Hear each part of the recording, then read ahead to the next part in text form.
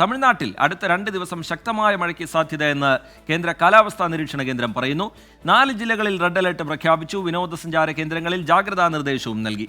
മണ്ണിടിച്ചിലിനെ തുടർന്ന് ഊട്ടിയിൽ പൈതൃക തീവണ്ടി സർവീസ് നിർത്തിവെച്ചു.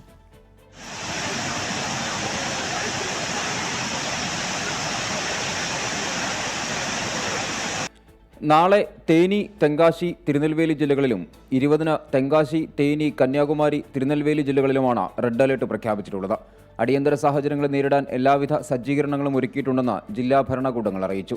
ദുരിതാശ്വാസ ക്യാമ്പുകൾ ഉൾപ്പെടെയുള്ളവ ക്രമീകരിച്ചിട്ടുണ്ട്. 19-ന് 6 ജില്ലകളിൽ ഓറഞ്ച് അലർട്ടും 5 ജില്ലകളിൽ യെല്ലോ അലർട്ടുമുണ്ട്. 20-ന് വിരുദുനഗർ ജില്ലയിൽ ഓറഞ്ച് അലർട്ടും 13 ജില്ലകളിൽ യെല്ലോ അലർട്ടും പ്രഖ്യാപിച്ചു.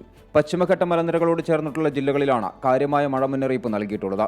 തെങ്കാശി പഴയ കുറ്റാലത്തുണ്ടായ മലവെള്ളപ്പാച്ചിലിന്റെ സാഹചര്യത്തിൽ വിനോദസഞ്ചാര കേന്ദ്രങ്ങളിൽ ജാഗ്രതാ മുന്നറിയിപ്പ് നൽകിയിട്ടുണ്ട്.